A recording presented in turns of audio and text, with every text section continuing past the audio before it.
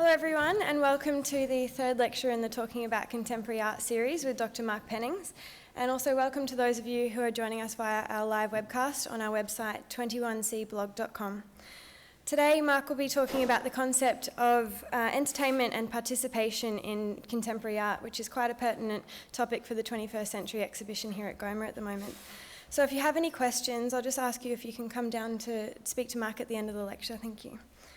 And also don't forget that if you miss anything from today's lecture, or if you would like to look at any of the other lectures in this series, which will be continuing every Saturday at 2 p.m. until the 2nd of April, you can view the webcast on our website, 21cblog.com. So without further ado, please help me in welcoming Dr. Mark Pennings. Hi, thanks for turning up, and for those who've turned up for the third time, that's 3 thank yous I owe you, and I appreciate you turning up. I think the idea of participation and entertainment in art is, particularly I think in art circles, a very contentious one. And I think mainly the contention arises from a tradition of an avant-garde which tried to remain autonomous, at least in theory, from mass culture, to a period in which we have today, in which really art has become mass cultural. And primarily that's the kind of tension that exists. The tension that sometimes gets elitists like me a little hot under the collar when I'm wearing a shirt. So this is just an example of the kind of work which is very popular today and is very well received. It's something that embraces the public and they feel very much a part of art when they're able to participate in sort of works like this. So as I said, I think the idea of participation is really critical, and I think it's the idea of participation with a sense of inclusiveness. Rather than artists wanting to remain different from mainstream culture, there's actually been this change. A lot of artists are actually embracing mainstream culture, this idea of inclusiveness, where art projects that are created, for instance, it'll enlist the collaboration of the general public, and in which there would be no work without the general public being involved in that particular work. That public completes the work, and it's their participation which suggests a collaboration with the artist. I think in crude terms, and as I only have an hour and must speak, I suppose, in generalisations and oversimplifications, if there's anything that's really wonderful about art, I think, is its complexity and its diversity. But to simplify, I would say that perhaps there's 2 broad modes of participation that exist, and they're not neat and tidy, but I have to start somewhere, I suppose. Now, the first I would sort of claim would be a participation which focuses very much on the idea of social collaboration. This is a kind of ideal in which artists create collaborative works to get people to think critically about their world. Often it's aligned with a kind of leftist tradition where there's this sort of, in theory, this idea of getting people collectively together in order to participate in an artwork and get ideas about how democracy can be progressive, right? There's that sort of idea.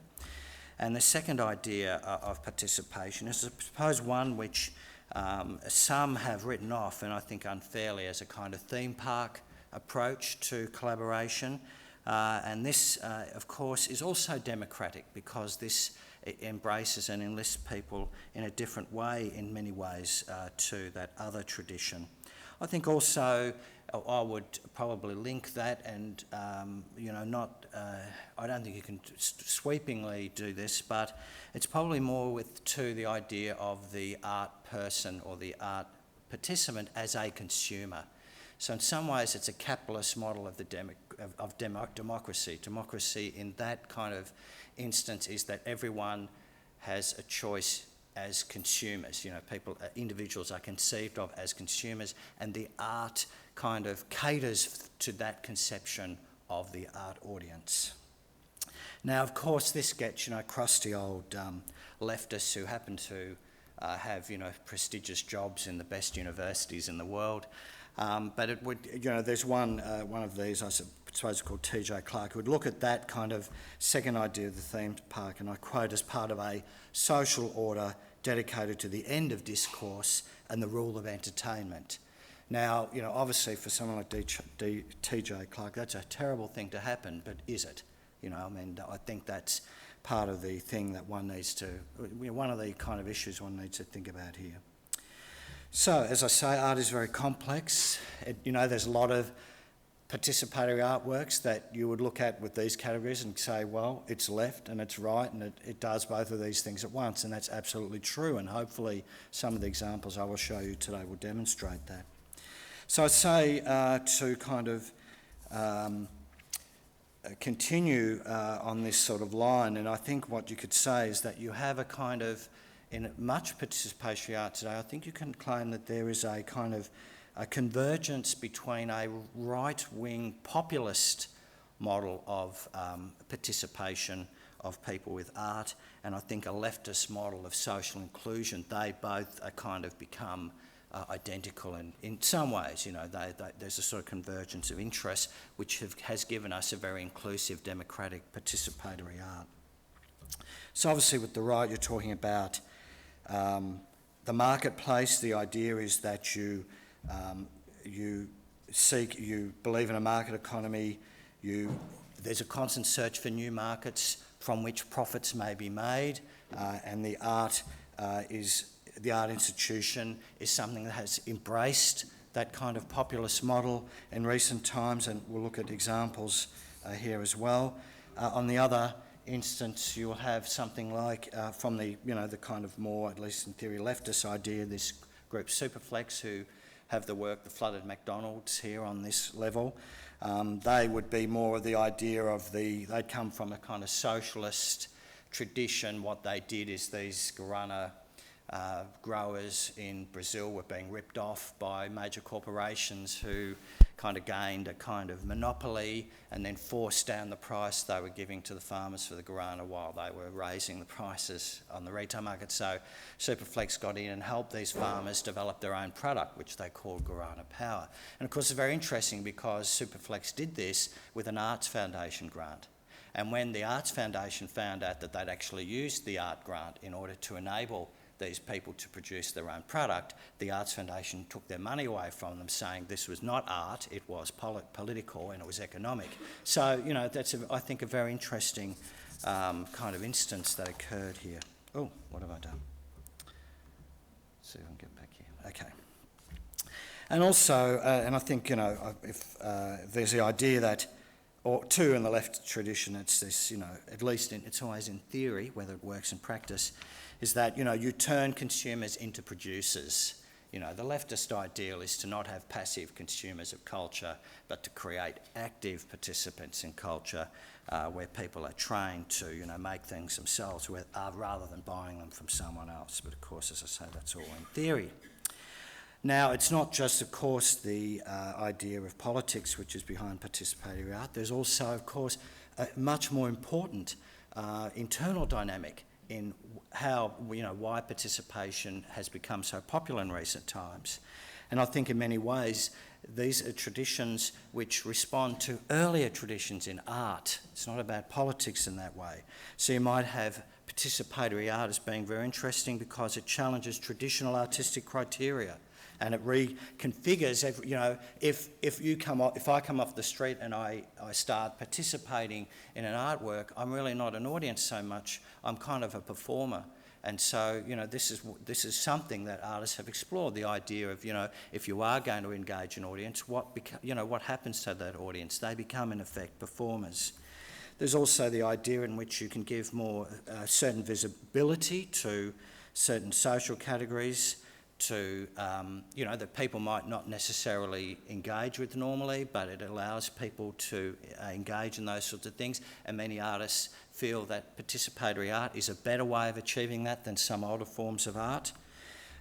There's the idea of introducing aesthetic effects of chance and risk, so it's just expanding that idea of chance and risk in art, because if you've got a lot of people involved in one of your artworks, the author has less control over what can occur, so artists will invest in that kind of thing as well to see what happens.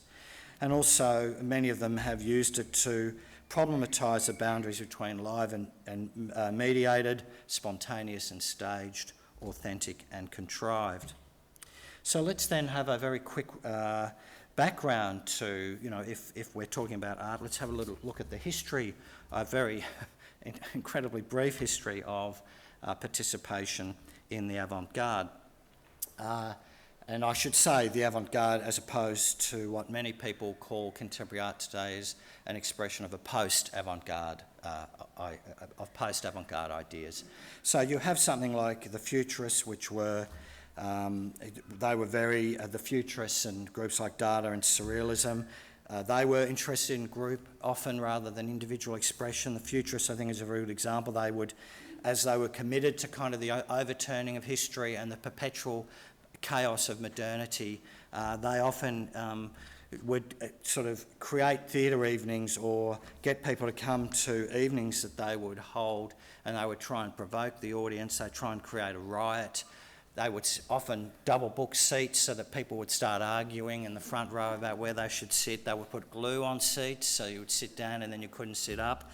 They would do all these sorts of things in order to antagonise the public and in order to generate a kind of pandemonium, because for them, once that sort of riot or pandemonium had been reached, that was the art, that was Futurism in effect.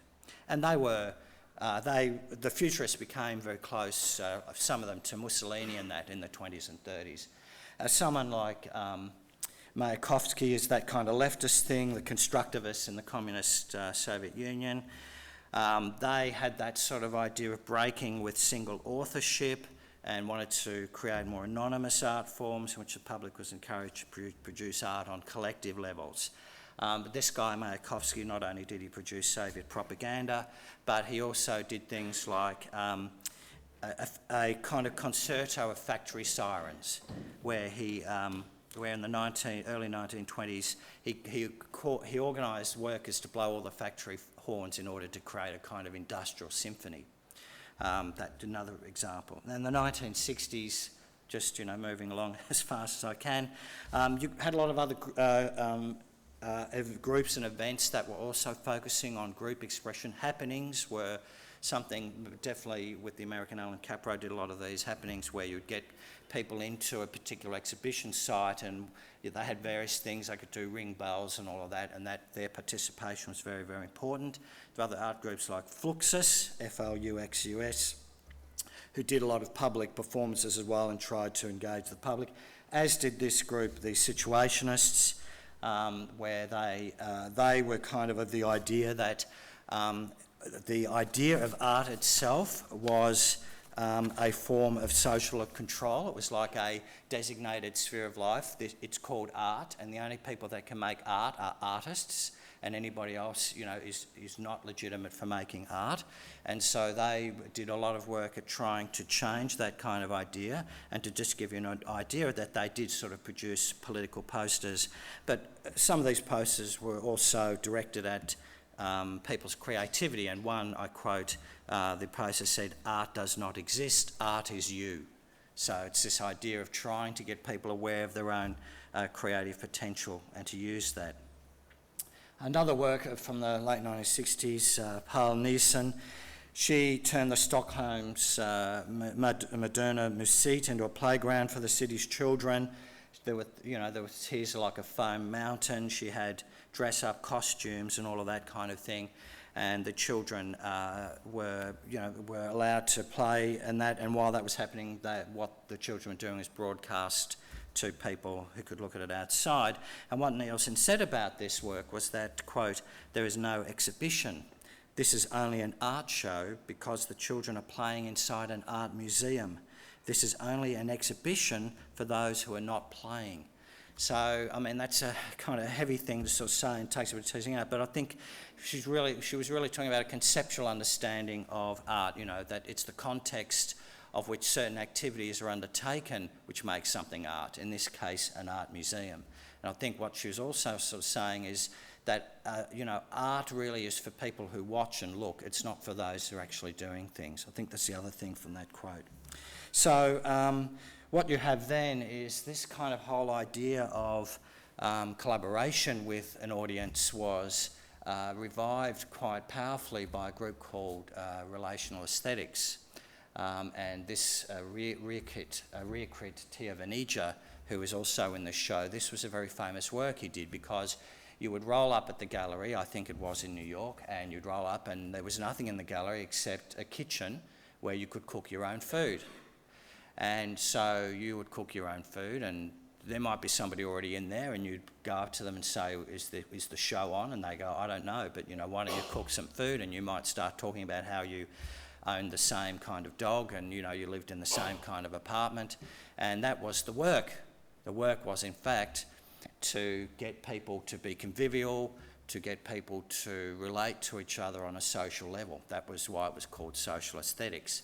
Now, they also claimed they did that in order to break with the idea of the art object, because the object is a commodity, and the commodity can be bought and sold, and therefore, in a traditional sense, there's the idea that art's integrity is compromised by that. So they sort of came up with the idea of, well, look, if we just use the artwork as an excuse to create social relations, to create situations in which people can talk to each other and converse with each other, then, this is a really good thing to do for art. Now, of course, and it was, very, very influential, because you get people like Pierre Wig, who worked with a community in New York. It was a New York state. It was a new estate, and they had a celebration day called Streamside Day about the establishment of the community, and they all dressed up, and he sort of helped them and filmed it, and that was the artwork. So it was really sort of an artwork about community. And back with this kind of stuff, is critics of this sort of work have called this kind of work an arty party. The idea that, well, yeah, look, it is really great to have something which gets people talking to each other, but really the only people that are talking to each other are art crowd people anyway. So you're not really transforming life so much, you're just creating kind of other social situations, so that I can go there and I can see someone a few months later and say, did you go to that Tia Venezia show? I did. So it's that kind of idea that there is an exclusivity. But, as you would know in art, whenever someone comes up with an idea, there's always a critic like me around to sort of tear it down. So it's quite an interesting field for that.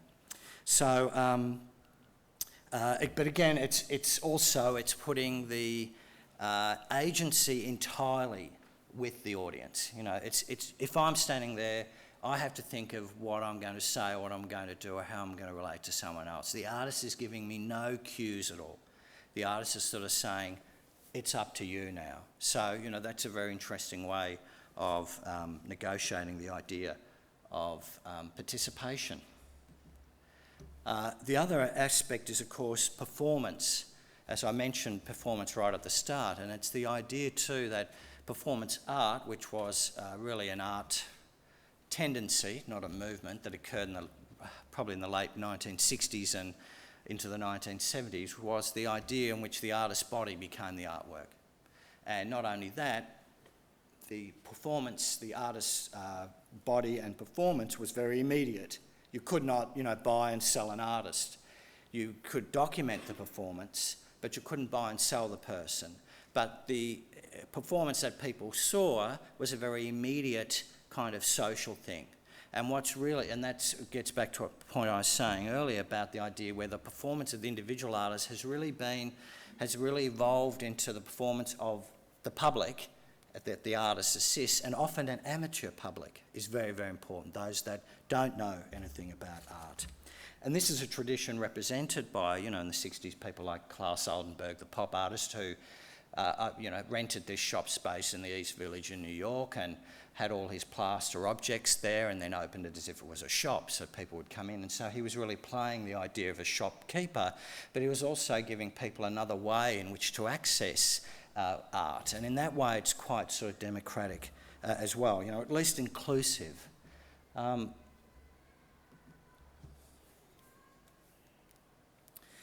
They're sort of a bit more hideous kind of works of done of performances. A very famous one by Marina Abramovich called Rhythm O, where she went into a gallery space and she had she had a table and she had all these objects on the table, and it was up to the people in the exhibition to do what they wanted with her body with those particular things. And there were feathers, and as you can see, there were photographs and roses and all of that sort of stuff. And unfortunately, it got very hair-raising because someone pointed the gun at her at some point, and they had to sort of close it down. But in this case, the performer here, what she was trying to be, I suppose, was a surrogate for kind of social aggression. She was the conduit through which that kind of thing could be expressed.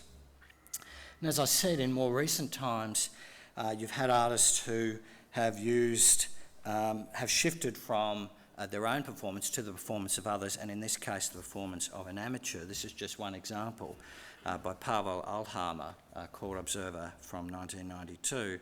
And what he did, he was hired by a newspaper in Poland, which was called The Observer pretty much, and he agreed to do an ad campaign for them.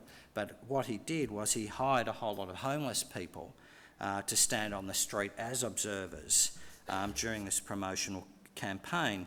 And some of these guys were alcoholics and that, and he got them to wear stickers for the newspaper.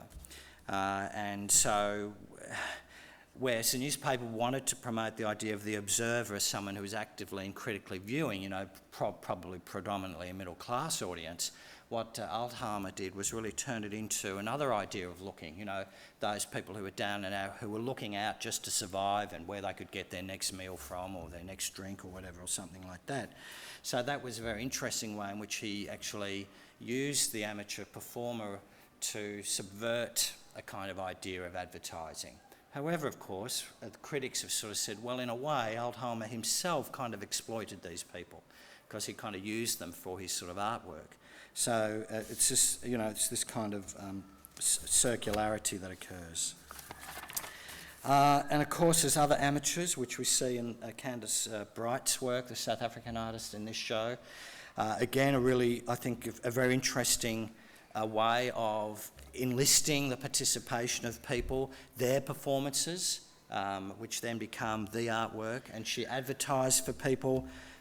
She'd advertised on Michael Jackson fan club sites for people to do karaoke of Jackson's album Thriller. She selected the 16 people, but it wasn't about how good they were, it was rather about how fanatical they were, how sort of into Michael Jackson they were.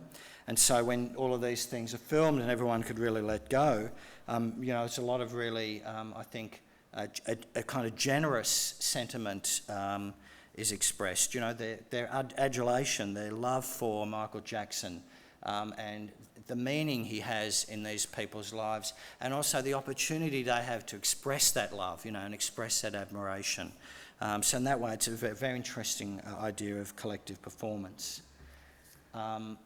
Another, I suppose, not a happy kind of form of performance is the work by Jasir, who's a Palestinian, and this is what she did. She went and asked Palestinians who could not go through Israeli checkpoints. She could, because even though she was born in Palestine, she had a US passport, and so she asked those people, if you could go to Palestine, what would you do? And so some of these things were, she visited someone's mother in Gaza, she walked the streets of Nazareth, she photographed someone's family, she lit a candle in Haifa, these sorts of things that she could do.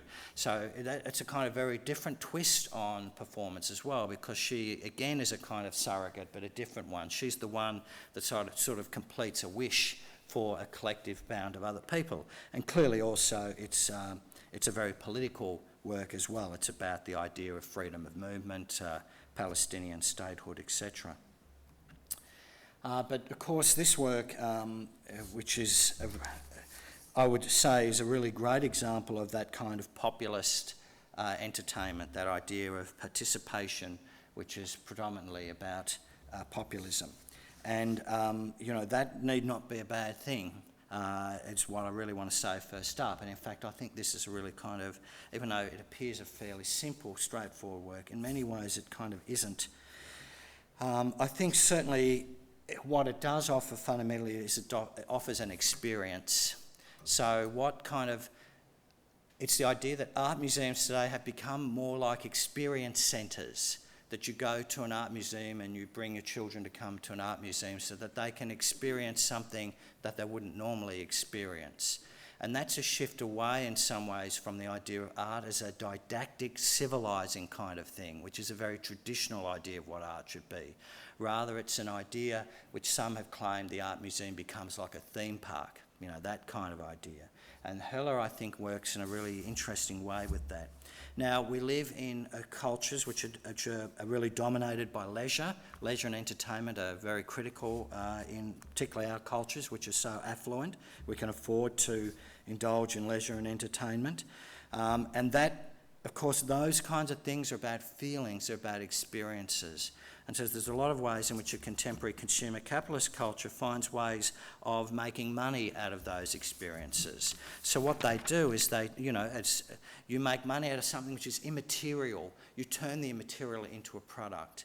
If modernity or industrial modernity was about producing objects which were profitable and could gain a profit and still do, what some have claimed has really been the hallmark of our cultures in the last 25 years is the way in which the immaterial has been incorporated into a sort of consumer capitalist society. And so what you have is you just don't shop, you have shop-attainment, or you have retail tourism. And some have claimed if you come to an art gallery, you get art-tainment.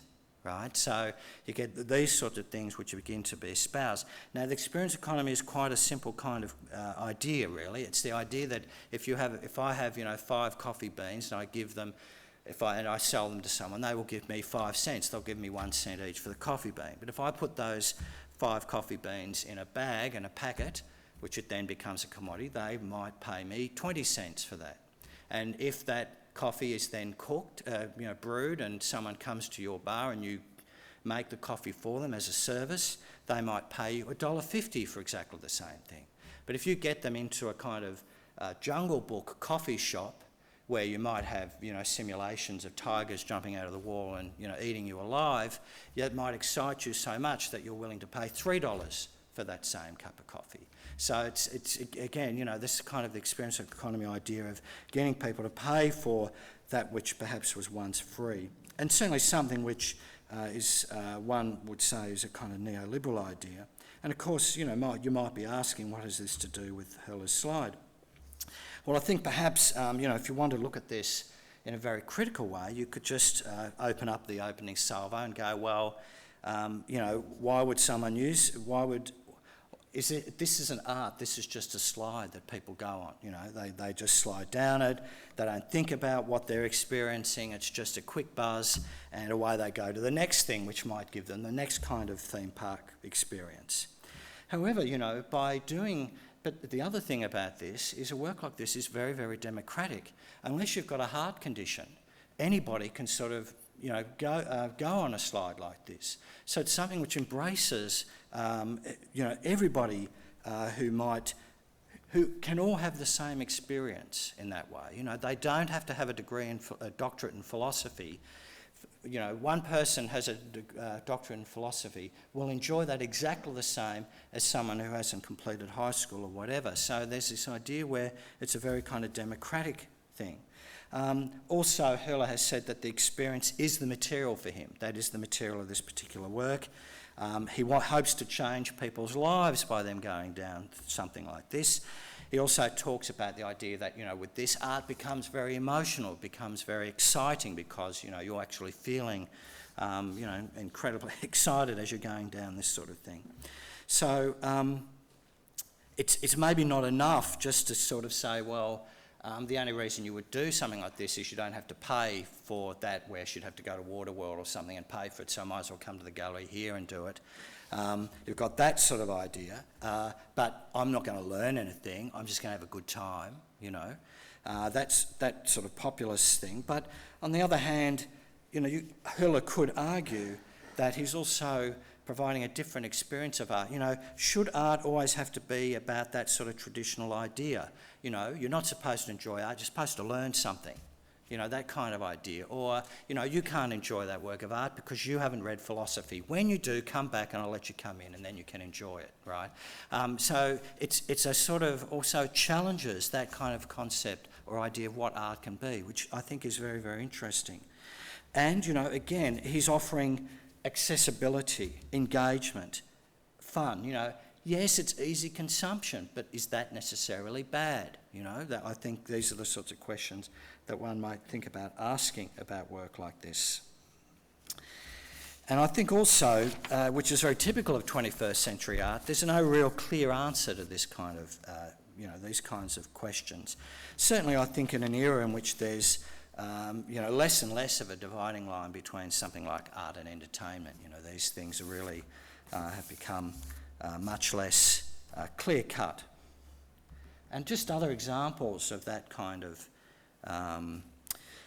approach where, you know, participation, this work by Gormley, you know, if that work just stands there and you look at that with the fog inside it, that's not completing the work. It's only half the work.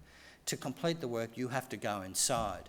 And, you know, I have been in this work when it was up in New York, excuse me.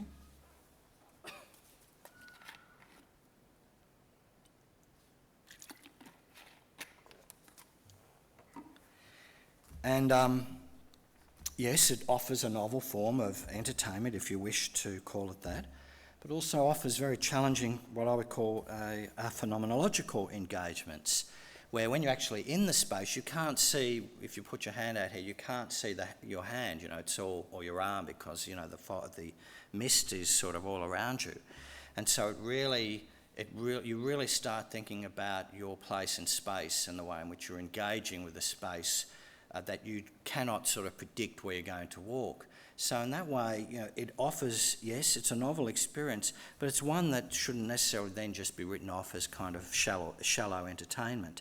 I think what one then begins to feel, and that I know myself, is you know, one feels a certain insecurity, and then you can't start sort of thinking about you want to find one of the walls because you're not quite sure where you are, you're terrified you're going to bump into someone else, and so, you know, that's hardly a kind of entertaining in some ways. It's a very challenging kind of experience. And, you know, Martin Creed's work in the gallery is along similar lines. You know, and he's very, you know, all of these works very much focus on experience. That is really the topic for this sort of work. Again, it needs people, patrons, to guide through it, to wade through it. As you know, there's about 3,000 balloons in this, I believe. And again, you'd have the same sort of thing. And I haven't been able to get a chance to get in there because there's always enormous lines when I go to go in, which is interesting in itself.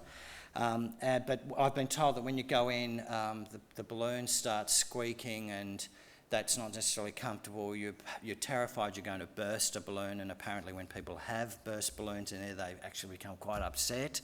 And so, you know, you kind of almost set a kind of tricky course to, you know, almost like a maze that you're trying to work through and get out the other side.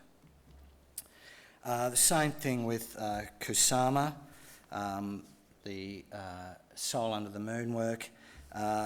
Again, she's in this, you know, she's created an environment which is, you know, fundamentally about, I would say, a kind of experience economy. In this case, it's her infinity room, which, you know, as you know that have been in it, it can be quite breathtaking when you're inside there. So also with works like this, there's a sense of wonder, there's a sense of awe, there's a kind of sublime, you know, if we're used to thinking of the sublime in relation to romantic landscape paintings from the early 19th century, I think here you have a kind of updated version of that kind of sublime experience.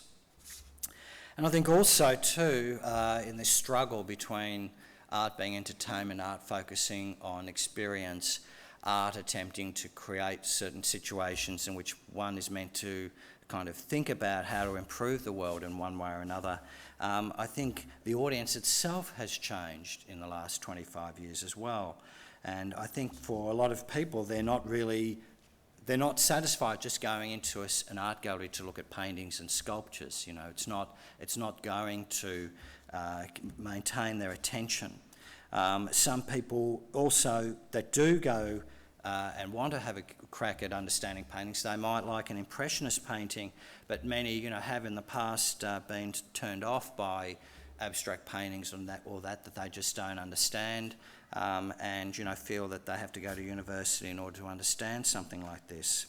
So I think what is important and interesting about participatory entertainment as art is, you know, it's part of the art museum's desire to attract a broader audience to art in that way, and I think that's a very good thing. And stuff that does not kind of require special expertise to enjoy, to engage with. But of course there's economic reasons too as to why this is done, and that is that this desire to attract a broader audience, of course, often attracts sponsors, advertisers and government funding. And this is where the cultural experience, I suppose, acquires a kind of economic value, and might be linked to the idea of the new, what has been called the new museology, and also has been called the new institutionalism. That is now shifting the lecture towards discussing the way in which art has very much, the art museum itself has very much changed for these new audiences.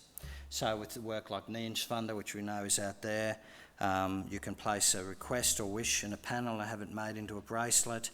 When that bracelet falls off, it grants your wish to someone else. I think that's a very interesting form of participation. It's about a form of sociality, that gets people thinking about others, gets people thinking about others' imaginations, others' desire, and also consideration of others, that when that bracelet does fall off, you will think about someone else when you're undergoing that kind of experience. So I suppose the point to make there too is, you know, one could also roll up and go, well, you know, congratulations, you can put a bit of ribbon on your hand and walk away, and that's your art experience. You know, perhaps you'll get a free balloon as you leave. You know, there's certainly an attitude around that thinks that what is, I suppose, is being lost, I suppose, is a kind of respect for culture. I think perhaps some conservative commentators would sort of argue. But I think certainly in general terms, and certainly in the 21st century, the art sector itself has changed. I mean, the audiences have changed, the art sector has changed. Before the global financial crisis, once again, there was a lot of money being poured into contemporary art. Contemporary art itself became a kind of big market seller that had never sort of been, had sold as well in the market, you know, i.e. that people like Damien Hirst can ask for £50 million for an artwork, which it did not so long ago. And this is part of an art market that had increasingly high prices and record prices for contemporary art. And this, of course, assisted a lot of art museums to broaden their networks, to have more biennales. And this, in turn, of course, fed into the commercial sector, where you had more art fairs and commercial galleries.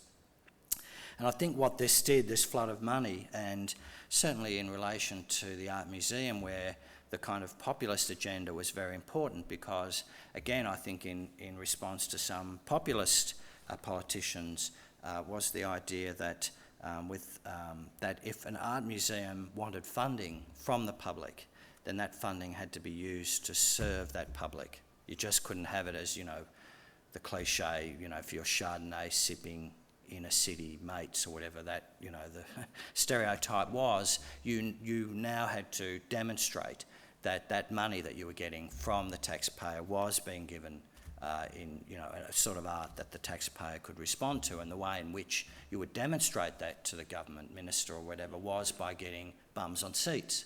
And so, you know, if you want to get bums on seats, then a certain sort of art has to be generated in order to attract that audience. And this has, I think, been another factor in creating a greater popularity for participatory art.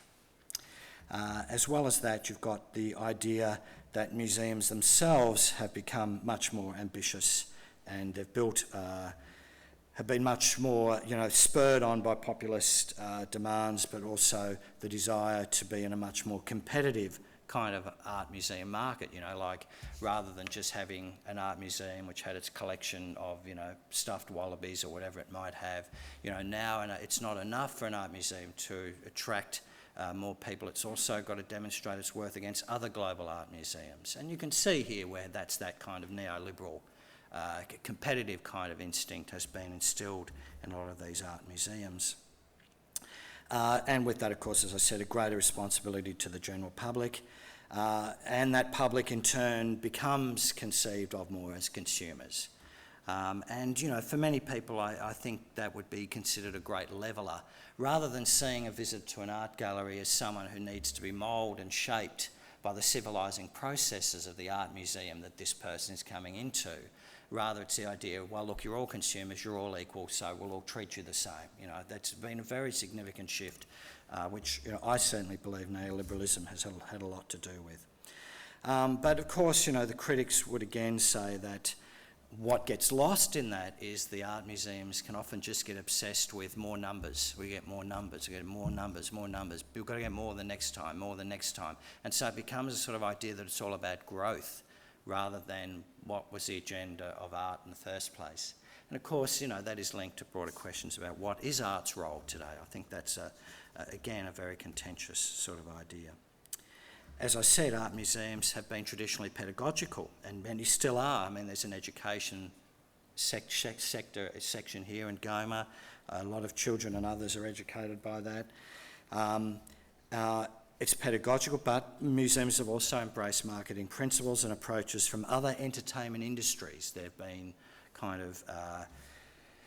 they've been influenced by other entertainment industries, and the increasing money that came into art has also allowed museums to pay for bigger quality works like the Hula, which then can compete or begin to match the kind of money that might be spent on other entertainment industries. So you've got that kind of thing happening as well. And there's also the idea of new institutionalism. As I said, there's a kind of new museology, but it also has been called the new institutionalism, where museums have, as part of that new institutionalism, it's the idea that they have looked at things like relational aesthetics, they have looked at people like Tera Venega, and they've said, well, these guys, that's a very interesting approach to art. Many of these artists have critiqued the art museum because they said it's just all about objects. How about creating relations between people? And museums have certainly picked up on that and created more participatory type works. And so what they have done is they've broadened the mandates beyond cultural elites. And there's been, again, with this, if you're becoming democratic, then as part of that, you often get a reaction against forms of elitism. Unfortunately, it's generally attacks on forms of cultural elitism. Political and economic elitism still seems to be all right, but you can't, but if you're a cultural elite, well, you're in serious trouble.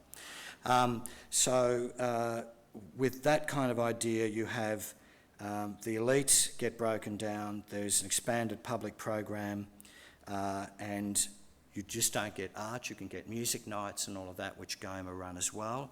Again, it's that idea that art museums are not just for one audience, they're for diverse audiences, and the idea that that's what museums got to try and appeal to as much of the public as it can.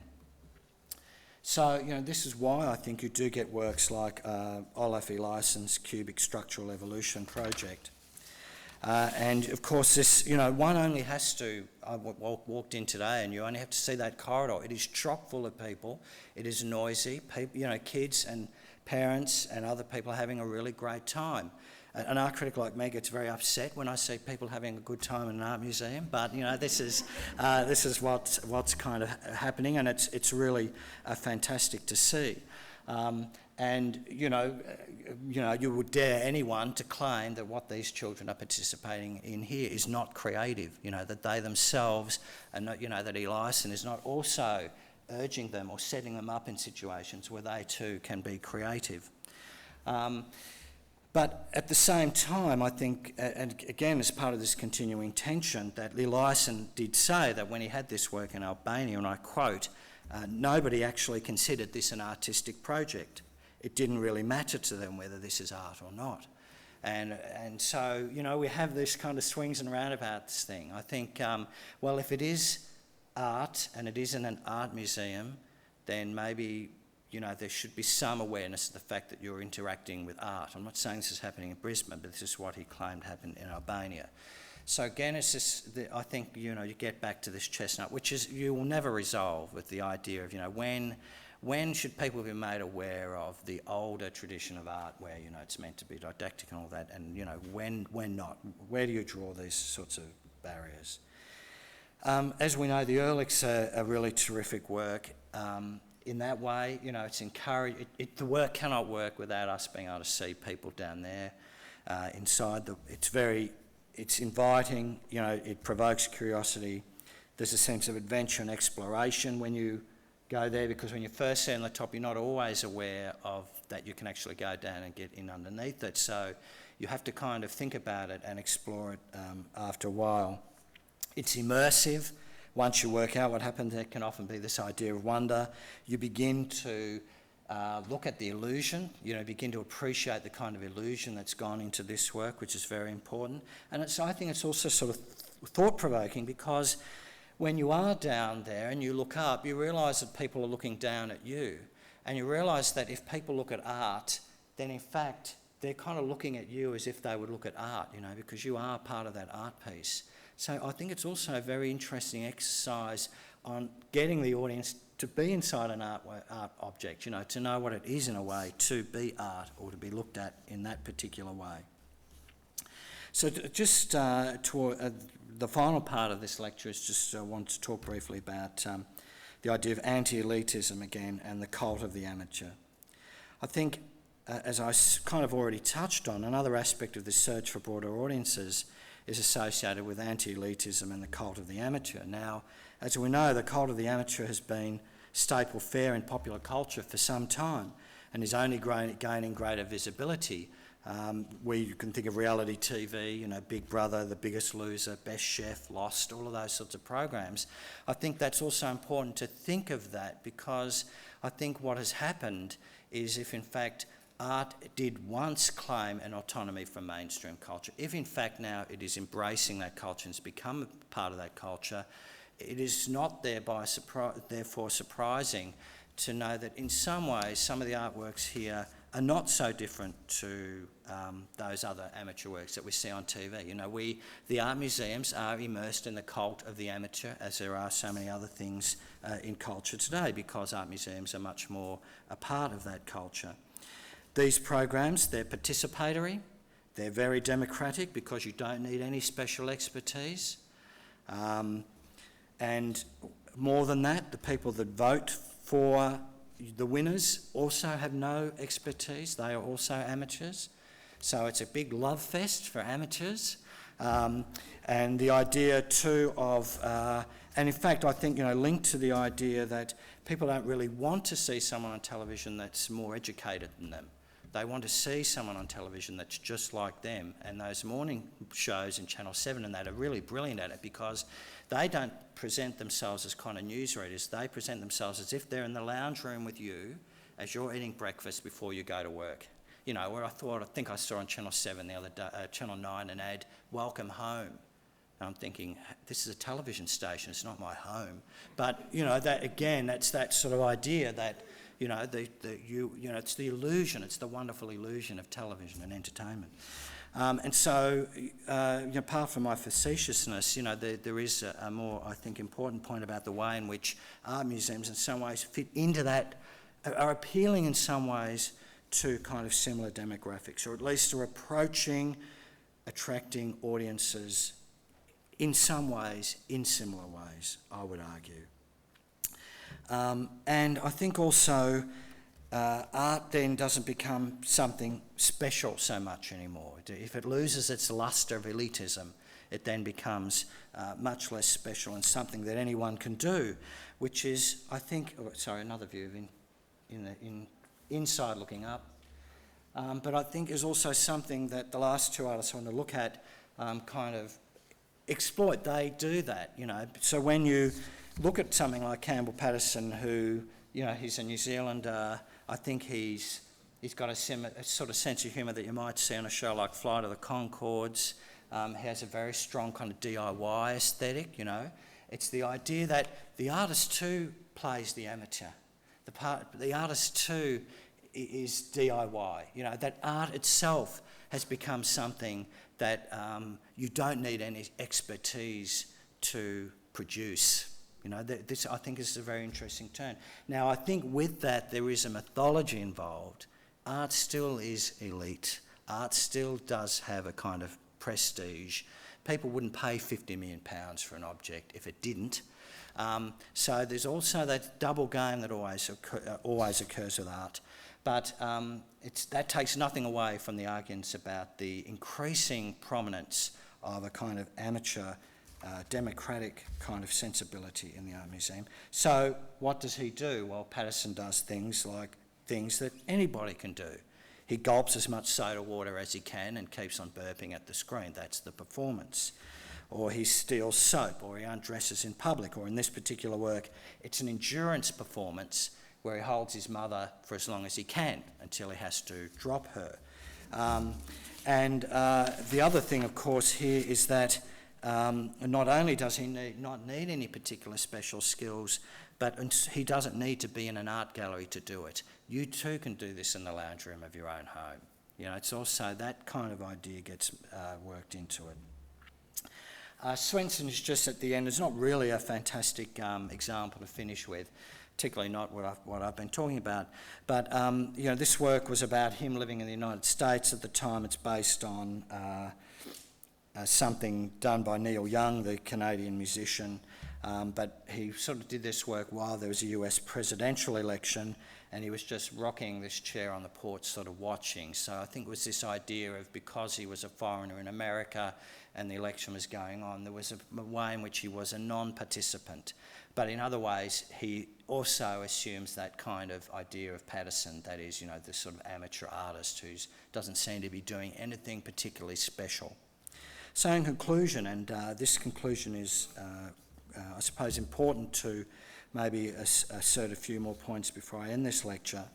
I think the reasons for the artistic exploration of the amateur are complex, but they do include the attitude of post-avant-garde artists. As I've said, artists of today have been considered post-avant-garde, who have matured in an era in which art has less the aura of genius or the mystique of authority. I think a lot of that idea, and the Rodin with the beret, and he's, you know, doing this, has really, it's, you know, one can joke about it because that's not really the idea of the artist anymore. They've lost, or they've relinquished that kind of special authority, the authority of the genius.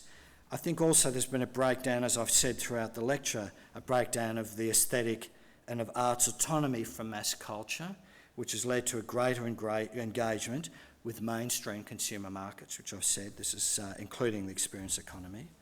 And this has led to other forms of collaboration and inclusiveness that attempt to elicit a broader social participation in art. Or, in the words of one academic, quote, there has been a shift in strategy from avant-gardist confrontation toward cooperation and collaboration with the general public, to come to that public rather than having the public come to them. There's much less that idea of, as I've said earlier, if you don't understand this, that's your problem. You know, go out and read a book.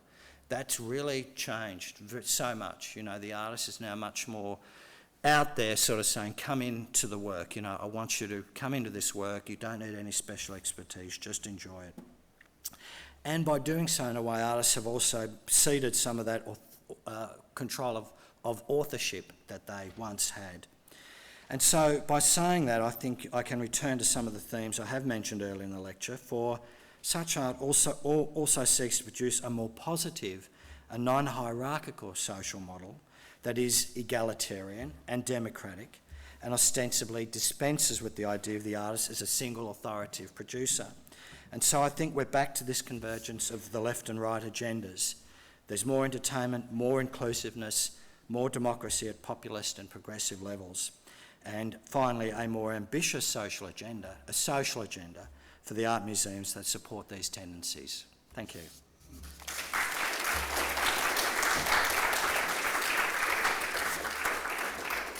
I was just figuring I had 5 minutes if anyone's got any questions.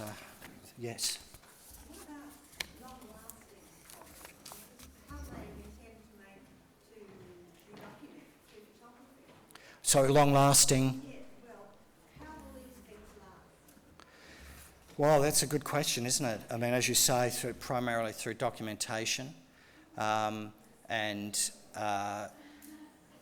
some things will get lost. There was some performance art from the 1970s that are just spoken about as having once occurred.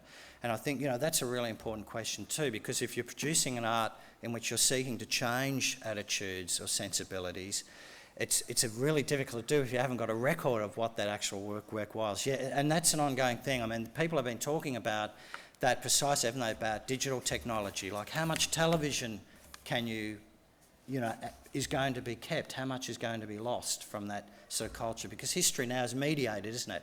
Our understanding of history, of reality, of social reality, is primarily through the form of mediation rather than face-to-face kind of things. Yeah, it's a really critical question.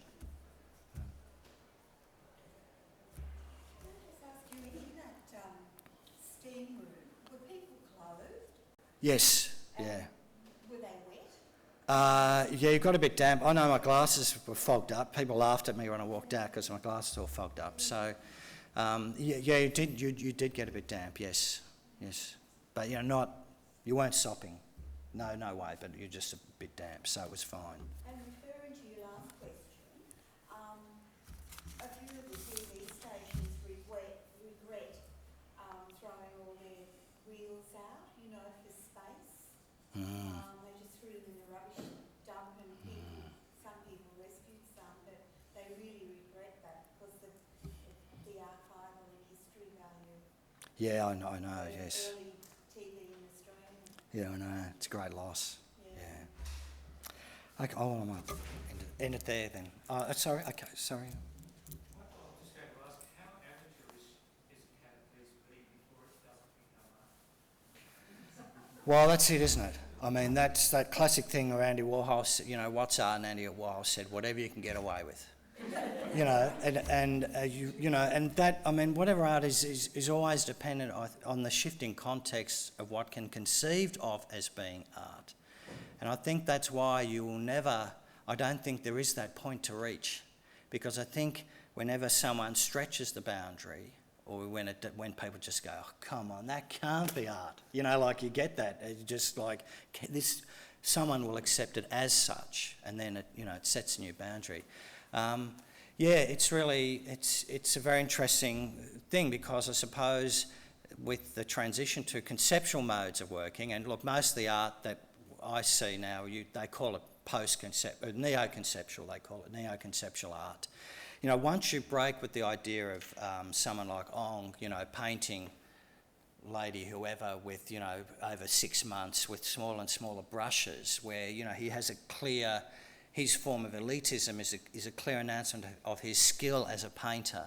Once that becomes disregarded, when you have people like Duchamp and that come along and say, painters are dumb, artists are intellectuals, that's what makes us art. That is, that becomes a very slippery slope from then. And you get some brilliant kind of things that are produced, but as you say, well, as you inferred, you also get the idea, well, when do you call a time? Where is the foundation to make a decision about when something's not art anymore?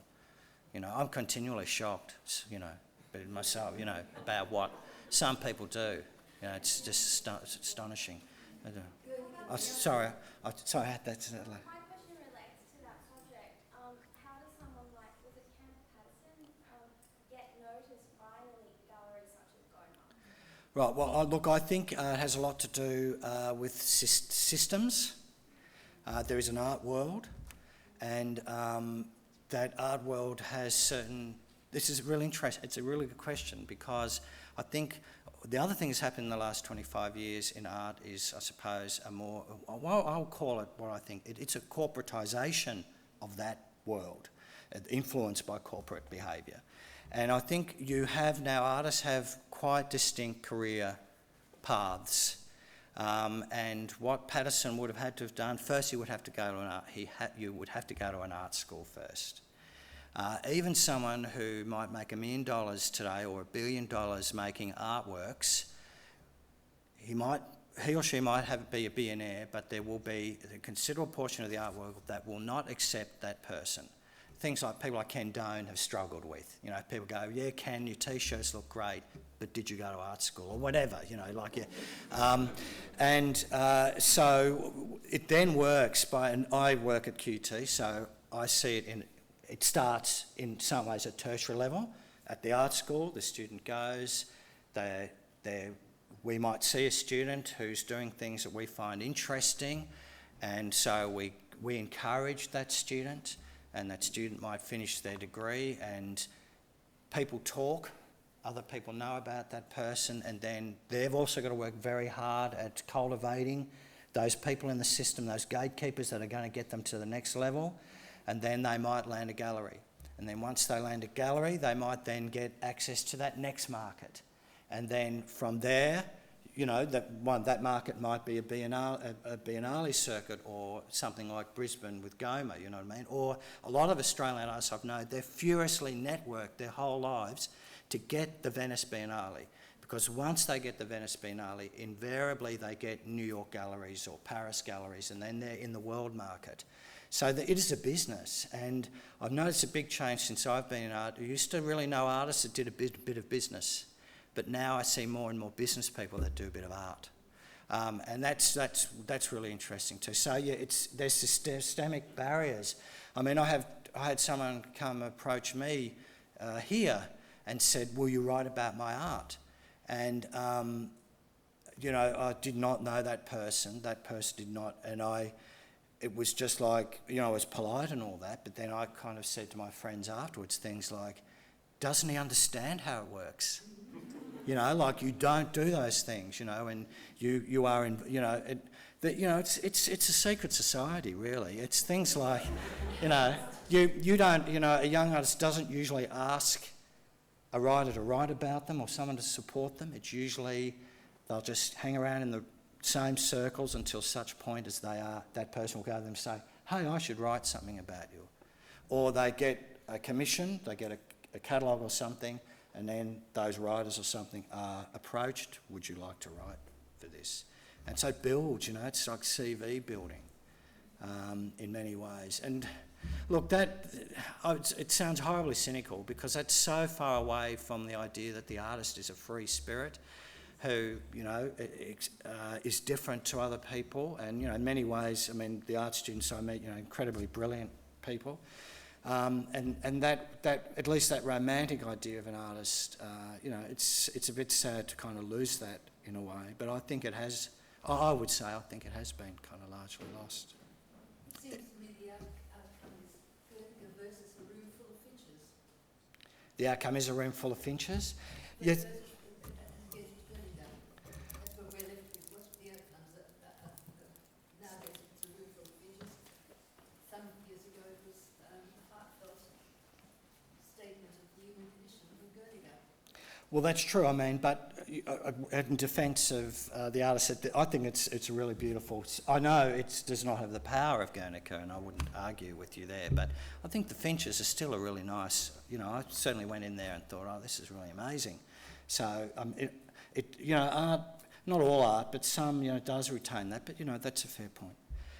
Yeah. But anyway, I'm sorry. I better stop. I think I'm keeping other people from going. Thank you very much. Good. Yes.